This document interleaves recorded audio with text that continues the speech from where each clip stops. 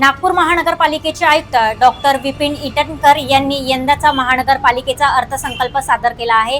या अर्थसंकल्पात सुमारे 5,857 कोटी रुपयाचा निधी प्रस्तावित करण्यात आला असून त्यामध्ये 5,840 कोटी रुपयाचा खर्चाची तरतूद करण्यात आली आहे। महानगरपालिकेची आर्थिक स्थिती अधिक मजबूत करण्यावर भर देत विविध विकास प्रकल्प राबविण्याची दिशा या अर्थसंकल्पातून स्पष्ट करण्यात आली आहे। हा अर्थसंकल्प लवकरच स्टँडिंग कमिटी समोर चर्चेसाठी ठेवण्यात येणार असून त्यानंतर अंतिम मंजुरीसाठी तो महासभेत सादर करण्यात येणार आहे। शिक्षण, पायाभूत सुविधा तसेच महसूल वाढविणारे विविध प्रकल्प राबवून नागपूर महानगरपालिकेला देशातील क्रमांक 3 महानगरपालिकेमध्ये आणण्याचे लक्ष्य असल्याचे आयुक्त विपिन ईटनकर यांनी सांगितले। महानगरपालिका कायद्याअंतर्गत आम्ही 25-26 चा सुधारित आणि 26-27 चा अंदाजित बजेट आज स्टँडिंग बॉडीला आपण सादर केलेला आहे। यामध्ये जवळपास जो 25-26 चा सुधारित अंदाजपत्रक आहे त्याच्यामध्ये सुरुवातीची शिल्लक जे आहे ते 698.87 कोटी, यामध्ये महसुली जमा 4,702.75 कोटी असे एकत्रित एकूण सुधारित जो जमेचा बजेट होता तो 5,401.62 कोटी आपण प्रस्तुत केलेला आहे। त्यामध्ये आणि एकूण खर्च 5,085.63 कोटी आपण याच्यामध्ये सादर केलेला आहे।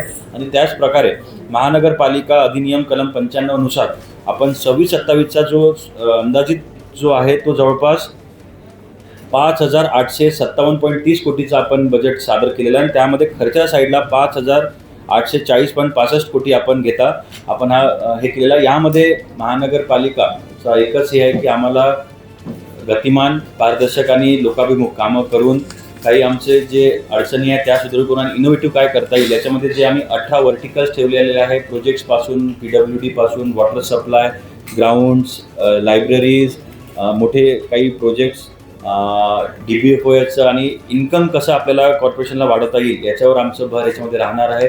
आज आम्ही स्टँडिंग कमिटीला आम्ही बजेट सादर केलेला आहे। त्यानंतर स्टँडिंग कमिटी डेलिब्रेट करून ते बॉडी समोर तो बजेट मांडून त्याच्यामध्ये काय सुधारणा त्यांना करता आल्या त्या करून फायनल बजेट बॉडी मंजूर करेल।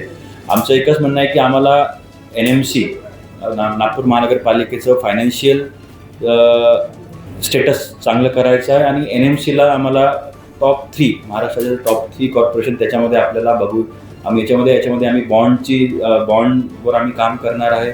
फिनान्सेस कसे रेज करायचे ते करणार आहे। त्याच्यानंतर एज्युकेशनमध्ये आम्हाला काम करायचं आहे, प्लेग्राऊंड्सच्या याच्यावर काम करायचं आहे, कारण यावेळेस NMCचा 75 वर्ष आणि अमृत महोत्सवी वर्ष आहे।